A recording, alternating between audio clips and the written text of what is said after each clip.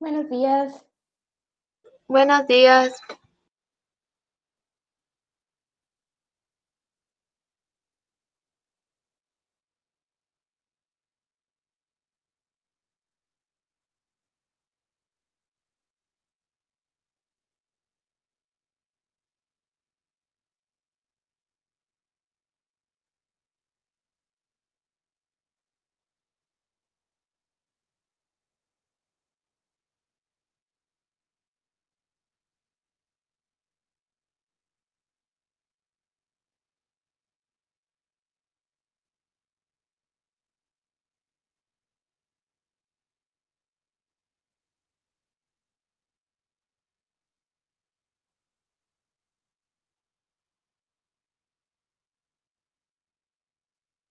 Buenos días, Joseli. Buenos días, maestra.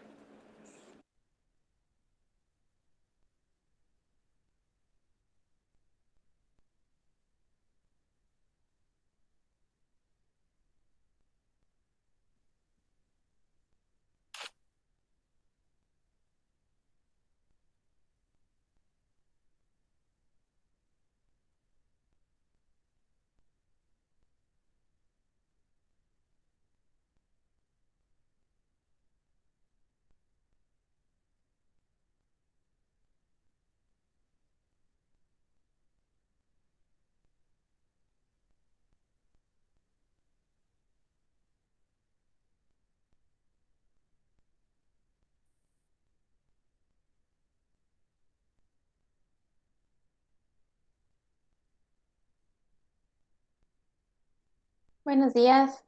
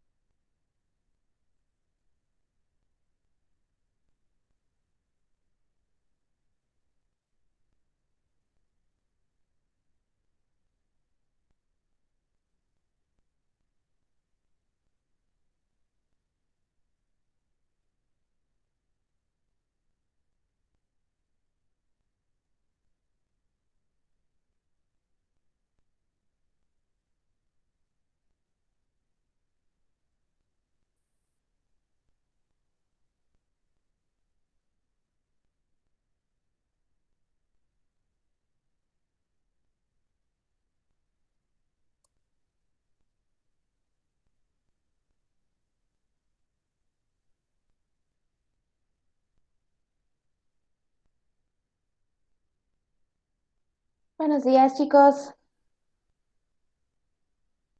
Buenos días, maestra. Buenos días.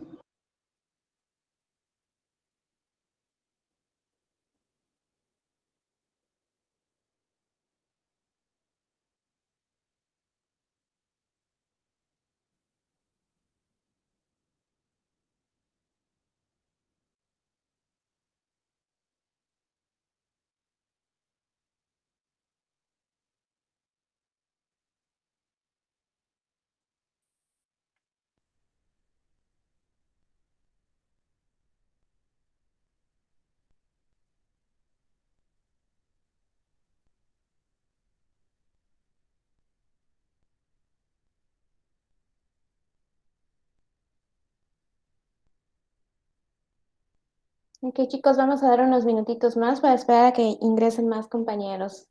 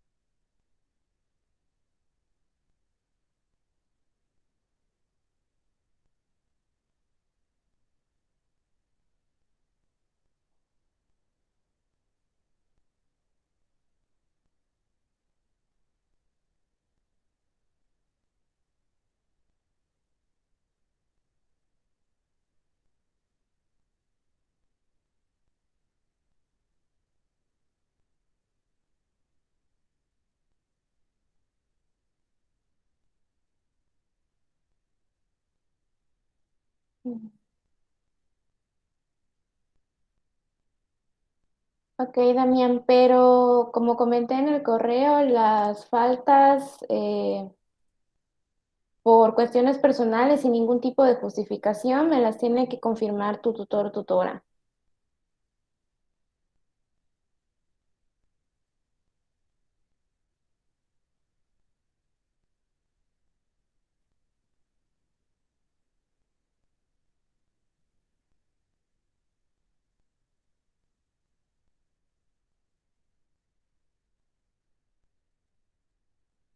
Por favor, Damián, muchas gracias. Estamos pendientes entonces.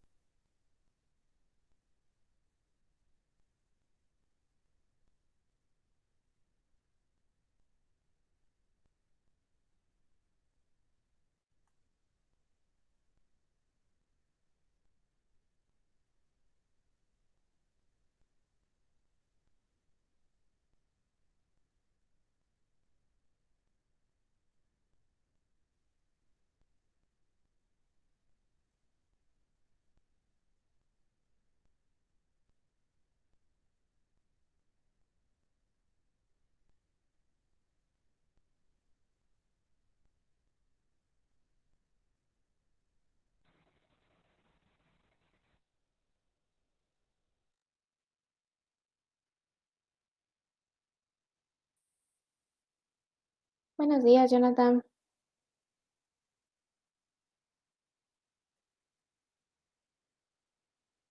Ok, chicos, pues vamos a dar inicio a la sesión de hoy. Con los que estemos, vamos a estar pendientes ya si entra después algún otro compañero. Y bueno, apenas ahorita pues tenemos la oportunidad de comenzar ahora sí que los contenidos de la asignatura de pensamiento lógico y crítico. Ok, gracias por avisar. Ok. ¿Qué es el pensamiento lógica o que se dedica a estudiar la disciplina o la ciencia de la lógica? Aquí pongo que es la disciplina filosófica, tiene su raíz en filosofía, que tiene un carácter formal y que estudia la estructura y las formas de pensamiento. ¿Y cuáles son estas formas de pensamiento? Los conceptos, las preposiciones y los razonamientos. ¿Cuál es el objetivo de esta disciplina? Establecer razonamientos o argumentos válidos o correctamente lógicos. Además de estudiar esas estructuras, nos interesa describir las leyes y principios que permiten conducirnos con rigor, precisión y verdad hacia el conocimiento. Y es un instrumento para la ciencia, pero también es algo que podemos utilizar en nuestra vida cotidiana. El ejercicio de razonar y de reflexionar no se reduce únicamente al ámbito científico o en este caso a la escuela, sino que si lo practicamos a menudo en pláticas, discusiones o decisiones cotidianas, aun cuando no estemos conscientes de que estamos utilizando todos los días conceptos, juicios, por ejemplo, realmente todo el tiempo, esos términos que vamos a estar viendo en la asignatura los estamos utilizando. Y el conocer cómo funciona mejor cada uno de estos conceptos, cada una de estas maneras de formar o de razonar enunciados nos permite más adelante poder comunicarnos mejor con otras personas. Y en este caso, por ejemplo, ¿para qué me podría servir comunicarme mejor? Para expresarme mejor en un ensayo que estoy entregando para, no sé, alguna de las asignaturas que estoy llevando en ese semestre. Entonces sí es algo muy importante que aunque conforme lo vayamos viendo puede parecer un poquito teórico, también tiene una aplicación práctica, que es lo que vamos a estar viendo con algunos ejemplos conforme vayamos revisando cada uno de los temas que tenemos contemplados para la asignatura. Entonces, ¿qué es el conocimiento? El conocimiento es una de las ramas de la filosofía más relacionadas con la lógica. Y la teoría del conocimiento se conoce como nociología, es decir, la disciplina filosófica que estudia el conocimiento y que conocemos también como teoría del conocimiento o como epistemología. A la lógica le gusta estudiar las formas de pensamiento que nos permiten darle validez formal a nuestros conocimientos, es decir, entender verdaderamente cómo es que funcionan los conocimientos y los pensamientos.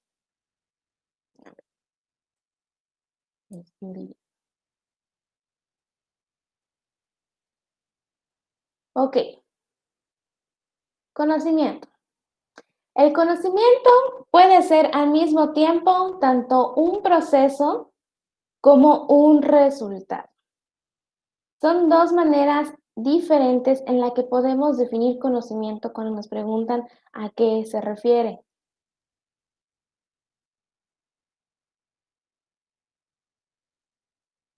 Vamos a ver si entra alguien más.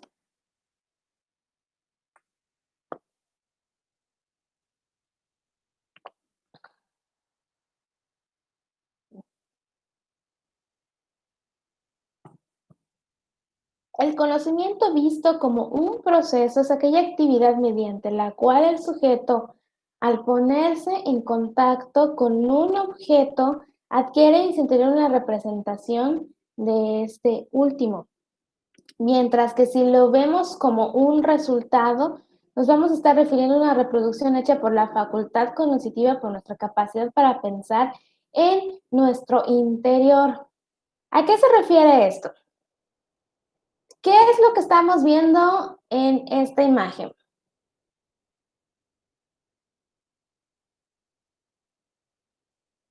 ¿Qué ven en esta imagen, chicos? CD. No. Cassette. Exacto, hasta lo dice ahí, cassettes.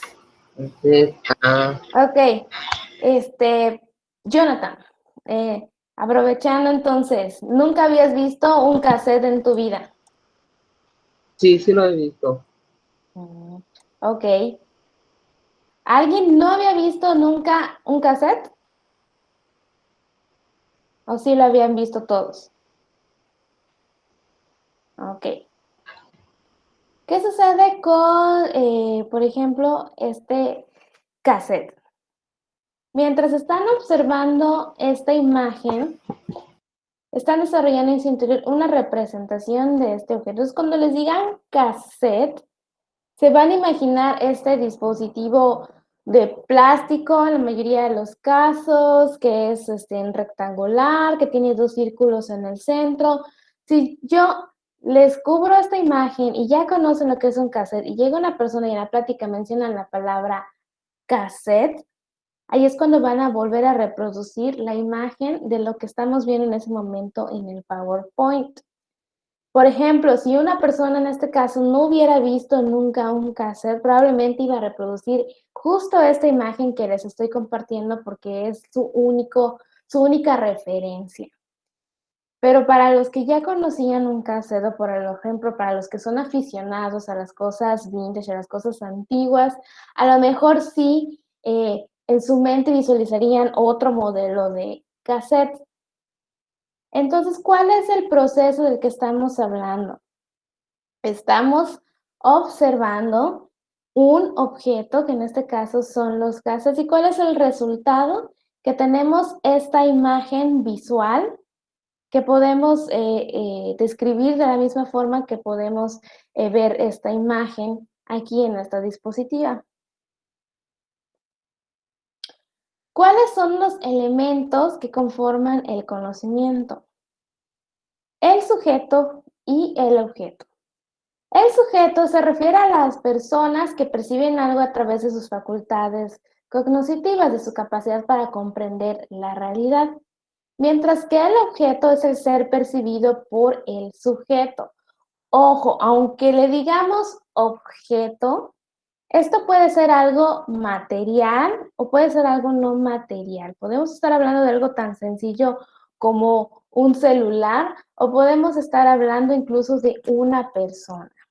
¿Ok? El objeto no se refiere únicamente a que es un artículo, el objeto se refiere a un ser y este ser puede ser vivo, material, no material. Entonces, por ejemplo, genuine. ¿Qué es lo que estamos viendo en esta imagen?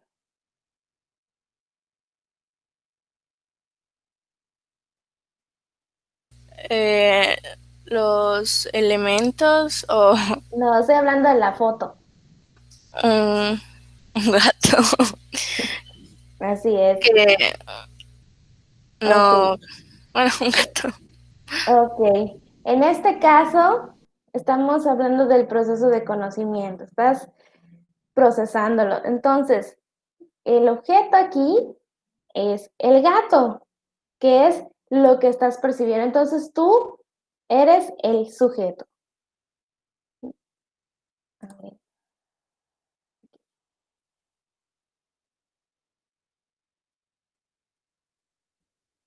¿Cuáles son los elementos que conforman el conocimiento? También con respecto al elemento objeto, también podemos hacer estas aclaraciones. Es lo que le decía previamente a ustedes, chicos. El ser que es objeto lo es en virtud de que es percibido por el sujeto. O sea, si lleno no decía nada, no hubiéramos percibido ningún objeto en específico. El objeto se llama así porque se enfrenta al sujeto, estableciéndose de esa manera una relación entre ambos. Y el ser que es objeto puede ser material o no. En el primer caso, el objeto es percibido por los sentidos y en el segundo, por la facultad intelectual. ¿Qué se refiere con material o no material? Buenos días, Jennifer. En el primer caso, estamos viendo un objeto de tipo material, que son las manzanas.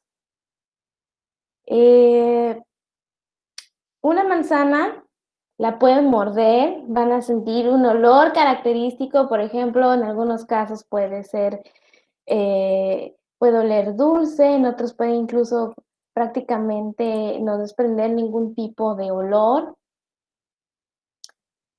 Puede tener un sabor ácido, puede tener un sabor dulce, a veces son verdes, pero todo esto lo estamos percibiendo con nuestros sentidos.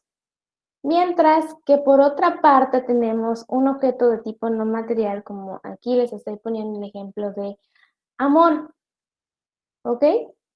El amor, sí puedes hacer como una comparación, pero no es literal esa comparación. No puedes decir que verdaderamente puedes sentir el aroma del amor o el sabor del amor o que puedes tocar el amor, ¿ok?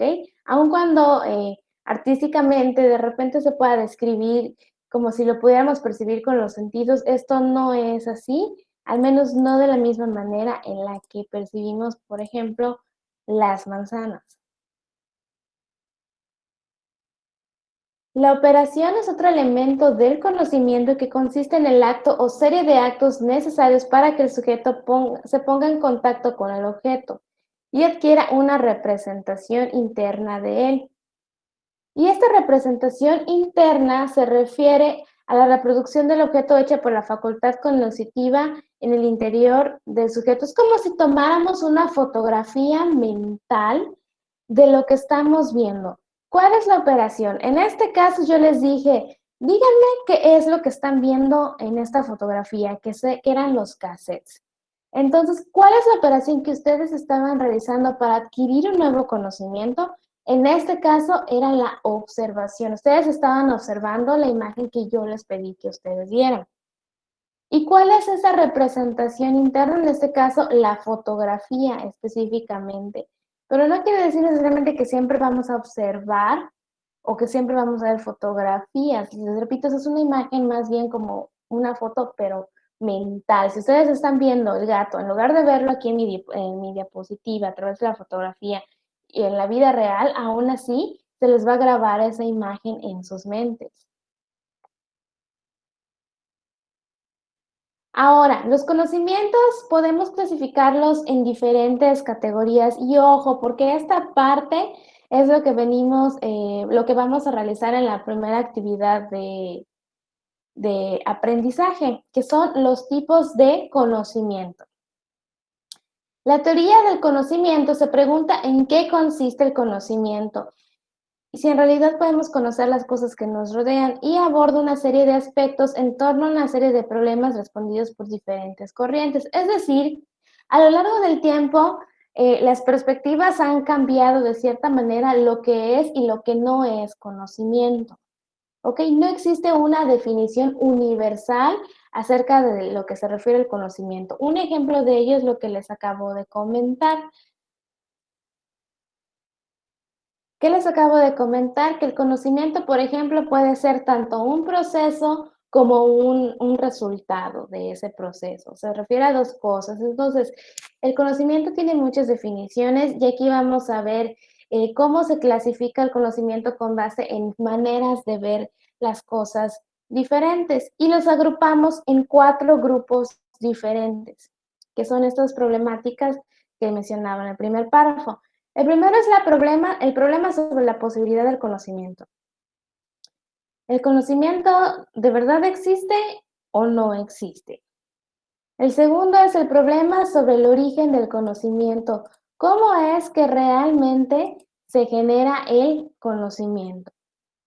El tercero es el problema de la esencia del conocimiento. ¿Okay? ¿Cuál es la característica básica de un conocimiento? Y el problema de las formas principales. ¿Cómo es que se conforma este conocimiento? Aquí en el primer problema tenemos esas perspectivas: dogmatismo, escepticismo, subjetivismo, pragmatismo y criticismo. Son 5 tipos diferentes de conocimiento. ¿De qué habla el conocimiento dogmático? ¿De qué habla el dogmatismo? Afirma la posibilidad plena del conocimiento. Acepta sin pruebas racionales ciertas y afirmaciones y doctrinas que el conocimiento existe sí o sí. Aquí no hay duda de si existe o no el conocimiento. Mientras sepamos algo ya es conocimiento. El escepticismo es lo opuesto al dogmatismo, niega la posibilidad del conocimiento y antepone la duda frente a todo conocimiento. Es decir, si yo sé, por ejemplo, que el agua hierve a determinada temperatura, puede ser que esté equivocada. Seguramente no es conocimiento y sobre todo a lo mejor si lo aprendí sin bases científicas. De eso habla el escepticismo. Vamos a preguntarnos si lo que yo sé realmente es un conocimiento válido. Y el subjetivismo. El subjetivismo reduce todo conocimiento a lo psíquico, a lo que hay en nuestra mente, y surge de un punto de vista meramente individual. O sea, el conocimiento que tiene Yarel no es el mismo conocimiento que tiene Lina, que tiene Christopher, que tiene Jorge. El pragmatismo define la verdad en términos de resultados favorables. Solo es verdadero aquello que es útil. Si yo sé algo, si yo tengo un conocimiento específico, por ejemplo, tengo un termo y sé que ese termo me sirve para llevar a todas partes agua y que nunca me falte, ¿no? Entonces, solo es verdadero si es útil. Estamos hablando de un conocimiento pragmático, algo práctico. Si me sirve, es conocimiento. Si tengo información que prácticamente es por diversión, entonces eso ya no es conocimiento. Criticismo. Es una postura intermedia entre el dogmatismo y el escepticismo. ¿Ok? No estamos ni diciendo ciegamente que existe el conocimiento, ni diciendo ciegamente que no existe el conocimiento. Estamos en una postura intermedia e investigamos los límites de nuestro propio conocimiento. Quiere decir que sí dudamos de si el conocimiento que poseemos es verdadero o no, pero eso no quiere decir que neguemos ciegamente, sino que simplemente cuestionamos y analizamos qué es lo que hace a lo que sabemos un conocimiento. Entonces, en torno a este problema, repito, tenemos 5 tipos de conocimiento: dogmático, escéptico, subjetivo, pragmático y crítico. Pasamos al siguiente problema, sobre el origen del conocimiento. Tenemos el racionalismo y tenemos el empirismo. ¿Qué nos dice el racionalismo?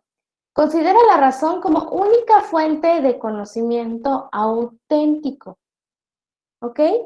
Todo lo que sale de mi mente es lo que es verdadero conocimiento. Todos los conocimientos se derivan de axiomas, que los axiomas son los principios tan evidentes que no necesitan demostración, nociones supremas o matemáticas, y se pensaba que hay ideas innatas o que no derivan de la experiencia. Los racionalistas parten de un conocimiento que es a priori, que significa antes de la experiencia.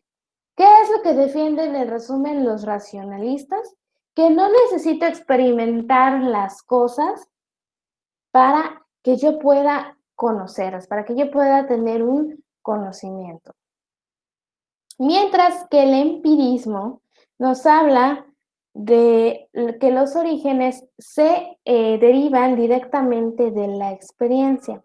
El empirismo es una palabra griega que se llama emperia y significa experiencia. Y aquí dice todo lo opuesto al racionalismo. No existen ideas innatas ni conocimientos a priori. ¿A qué se refiere todo esto? El racionalismo te dice, por ejemplo, que no necesitas meter la mano al fuego para saber que te vas a quemar.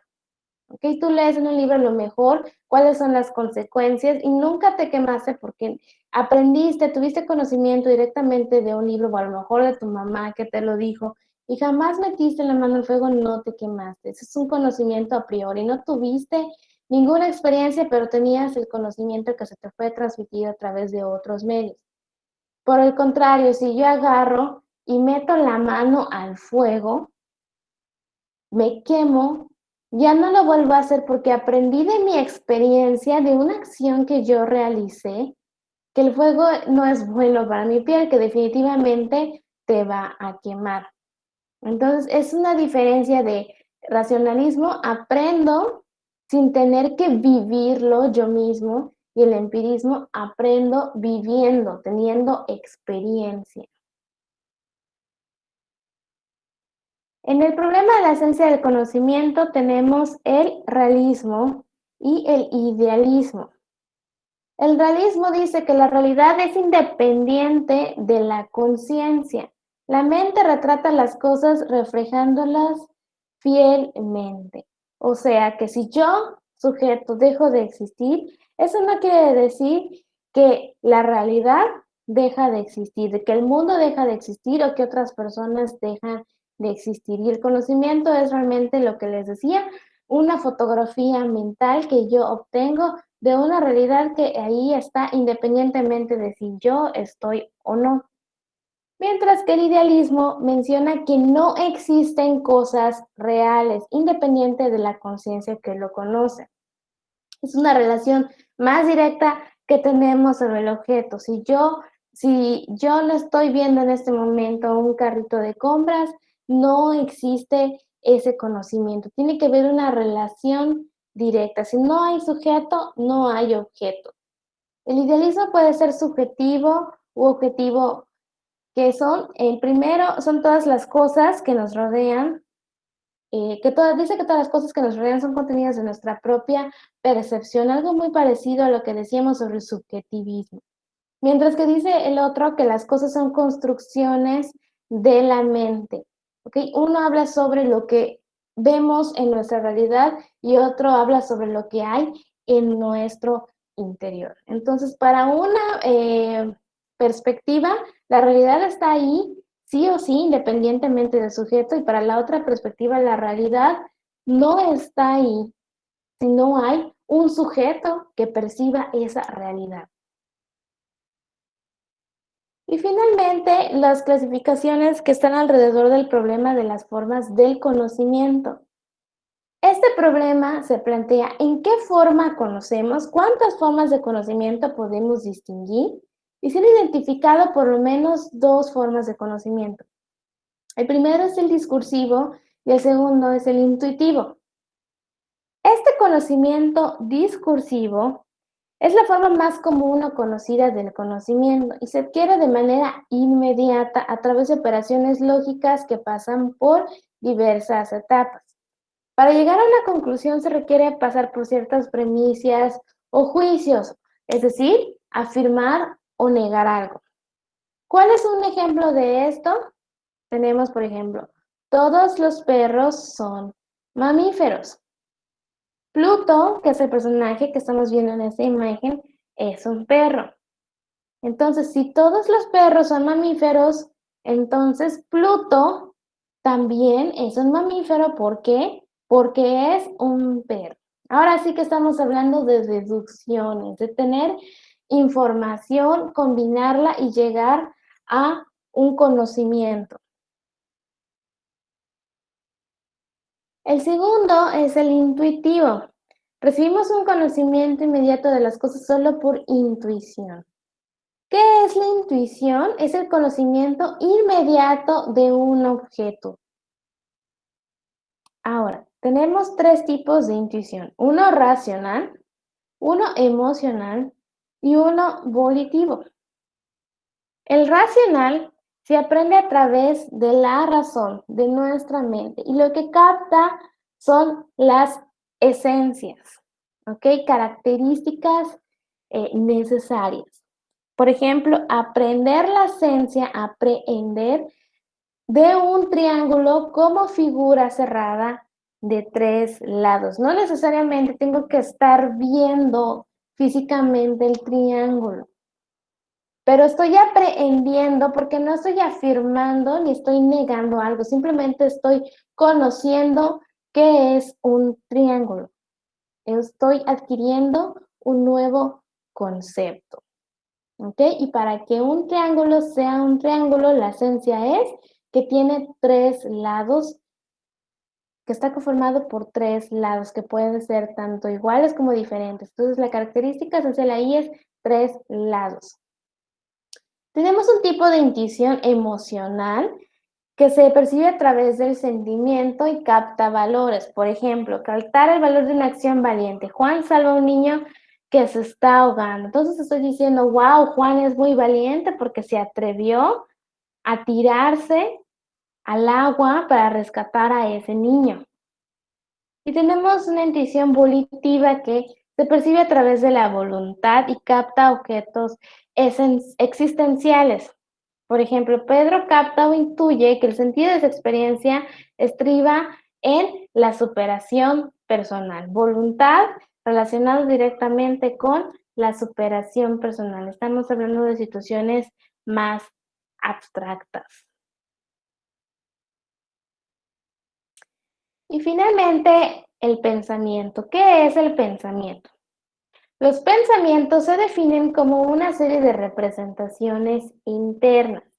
El pensamiento es algo muy complejo que abarca diversos aspectos y sus características son que tiene que haber un sujeto pensante, que tiene que haber una actividad psíquica, que tiene que haber un objeto o contenido, que tiene que existir un lenguaje o que debe haber una forma o estructura de dicho pensamiento. ¿A qué se refiere esto? El sujeto pensante es el encargado de producir o de generar el conocimiento. No podemos pensar en algo si no existe una persona o sujeto donde se dan los pensamientos.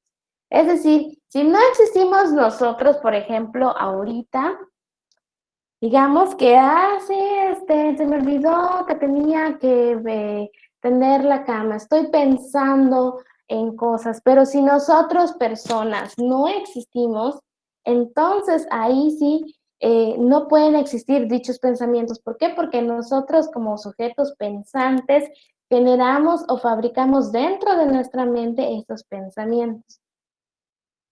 La actividad psíquica se refiere a todo proceso psicológico que acompaña la actividad de pensar. Cuando pensamos surgen percepciones, imágenes, sentimientos o vivencias. Por ejemplo, imágenes puede ser, otra vez, comiencen a pensar, ay, sí, nunca me había puesto a considerar que habían diferentes tipos de cassettes y comienzas a repasar en tu imagen muchas representaciones visuales del cassette, rosados, transparentes, blancos. Por otro lado, también podemos evocar nuevamente sentimientos, el pensar en cuando te peleaste, no sé, con un compañero de la escuela y vuelves a enojarte prácticamente como si estuvieras en medio de esa pelea todavía. El pensar es una actividad psíquica y el pensamiento es el resultado de dicha actividad. Aquí estamos hablando de algo muy similar con el conocimiento. Podemos hablar del pensamiento como un proceso y podemos hablar del pensamiento como un resultado. Es decir, el proceso es esa actividad psíquica que estamos diciendo, que estamos pensando, que estamos invocando dentro de nuestra mente diferentes cosas y el resultado es el pensamiento al mismo tiempo, es decir, ¿cuál es el pensamiento que estoy viendo en mi mente? No sé, a X artista que vive el programa de la noche. Es algo muy similar al tema del conocimiento. Y nuevamente con similitudes tenemos el objeto o contenido, pues no podría darse un pensamiento sin un objeto o contenido. ¿A qué se refieren los pensamientos? Es decir, que el objeto es lo pensado y es el contenido o tema sobre el cual versan nuestros pensamientos. ¿Qué estoy pensando? Estoy pensando que tengo mucha hambre. El contenido es tengo mucha hambre y a lo mejor el objeto es lo que se me está antojando, un sándwich, ¿no? El lenguaje es lo que nos ayuda a transmitir el pensamiento y este lenguaje puede ser tanto oral como corporal como escrito. Oral, lo que estoy haciendo, por ejemplo, ahorita, que es estar hablando. Corporal, que es hacer ademanes, expresiones con tu cara. O escrito, que es, por ejemplo, lo que hacen a través del chat aquí en el Google Meet, o cuando mandan correos, cuando entregan tareas. Y las formas o estructuras del pensamiento son aquellas estructuras que los pensamientos adoptan independientemente de los contenidos a que se refieren. Estas formas de la lógica que se estudia son el concepto, que vamos a ver en la siguiente sesión, el juicio y el razonamiento, que también los vamos a ver posteriormente. ¿Cómo se relaciona, al final del día, el conocimiento y el pensamiento? Los pensamientos no aparecen de manera espontánea. Cuando una persona quiere tener pensamientos, necesita desarrollar actividades intelectuales de reflexión, de combinación o de inferencia. Esas actividades recrean sobre representaciones previamente adquiridas, o sea, nuestro conocimiento. Yo no puedo, por ejemplo, retomando el tema anterior, pensar en un sándwich si no conozco, si no tengo el conocimiento de lo que es un sándwich. ¿Ok? Y desarrollamos estos pensamientos entonces con base a nuestro conocimiento. Entonces, ¿qué es lo que tenemos en resumen aquí? Que el conocimiento y el pensamiento, que son los dos temas que vimos durante esta sesión, son cuestiones muy similares. Ambos pueden verse tanto procesos como productos.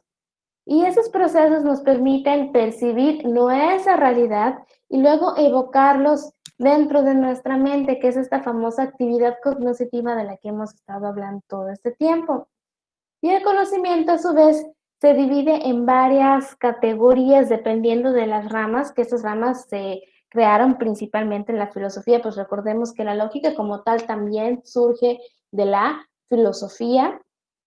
Y dependiendo de cada lente con el que se mide el conocimiento puede considerarse como algo posible, como algo imposible, como algo que surge únicamente del razonamiento, como algo que surge de nuestra experiencia, como algo que es intuitivo o como algo que tengo que aprender a través de una serie de deducciones.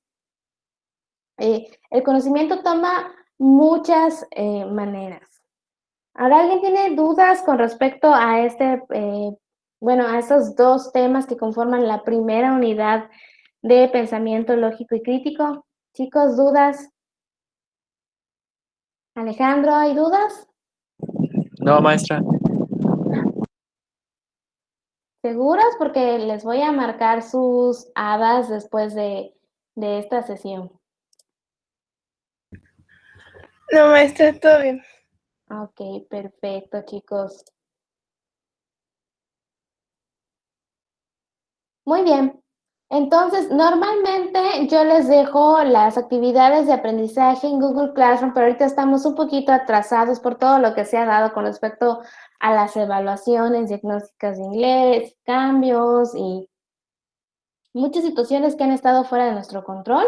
Entonces, para tratar de ponernos un poquito al día, esta vez no les voy a marcar las actividades hasta que nos toque nuestra siguiente sesión de Classroom, sino que se las voy a marcar de una vez. Son dos muy sencillitas que deben de poder resolver sin ningún problema con ayuda de estas diapositivas que les voy a compartir. Y recuerden que también en cuanto tenga el video en YouTube, yo les comparto el link en el Classroom para que también puedan volver a ver la sesión. Por si tienen alguna duda con respecto a eso, pueden igual comentarme, no entendí o no encuentro muy bien qué es lo que debo de hacer para estar resolviendo dudas.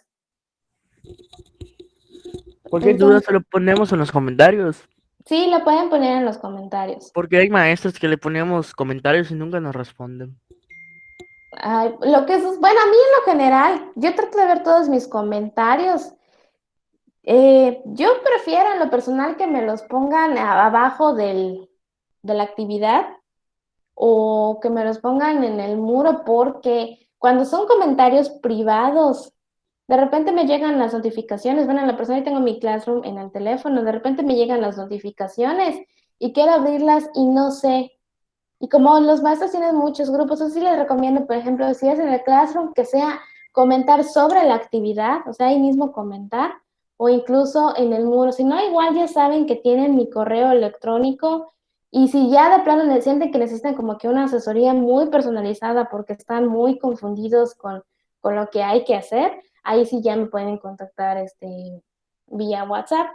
Pero si son preguntas sencillas, sí les recomiendo el Classroom porque lo más probable es que otros compañeros tengan la misma duda, entonces ahí se pueden ir ayudando o ir compartiendo toda la información. Entonces sí, lo que les recomiendo en cuanto a lo que me comentas, Enrique, es no ponerme comentarios privados porque eso se me pierden muy fácilmente y me imagino que podría ser por ahí lo que le sucede a otros profesores. No, esto no lo ponemos en privado, lo ponemos en un comentario para todos. Ah, ok. Bueno, en este caso, ahí sí pueden aprovechar la siguiente sesión en vivo con el profesor o con los profesores que lo hagan. Y ahora sí que dialogar con ellos y decirles, es que tuve dudas con respecto a su actividad, pero no me contestó. Y llegar a acuerdos con él. Aquí sé que es difícil lo que estamos haciendo de esta parte de aprendizaje a distancia, entonces lo más importante ante todo para poder llevar un ritmo adecuado de las clases es que tengamos mucha comunicación. Ahorita ya ustedes experimentaron que hay algunas personas que no les contestan los comentarios, a lo mejor no revisan con tanta frecuencia esa plataforma y ese maestro prefiere otro medio de contacto. Entonces, hay que preguntárselo, hay que hablar con el profesor. Pueden aprovechar la siguiente sesión en vivo, que ahora sí tienen el contacto más directo, como ahorita que estamos platicando del tema, y decírselo para que ustedes lleguen a acuerdos, porque lo más probable es que a lo largo de todo el semestre sigan teniendo dudas. Me queda claro que van a ir aprendiendo cómo trabaja cada maestro, pero las dudas siempre son algo que surge de vez en cuando. Ese sería mi consejo, el hablarlo directamente con el profesor o con la profesora en este caso de que no les está respondiendo los comentarios. En mi caso, sí trato de revisar el Classroom, si no, igual ya saben que en el correo, desde el primerito que les mandé, les está todo el tema de cómo funcionan las clases, les dejé tanto correo como número de celular ante cualquier situación que tenga que ver tanto con las clases como con cuestiones de tutorías, como emergencias y otro tipo de situaciones. ¿Algo más, chicos? Ok. Bueno, entonces, en el transcurso de la mañana les debo dejar el hada número 1, el hada número 2, y pues, como les comento, cualquier cosa, estamos pendientes. Así que, por favor, revisen su Classroom, que durante el transcurso del día deben de poder ver esas actividades, y ahí mismo les voy a poner formatos, fechas de entrega y toda la información que necesiten. Listo, chicos, pues se pueden desconectar. Hemos finalizado la sesión del día de hoy. Bueno, maestra, gracias. Hasta luego. Adiós, maestra. Hasta luego.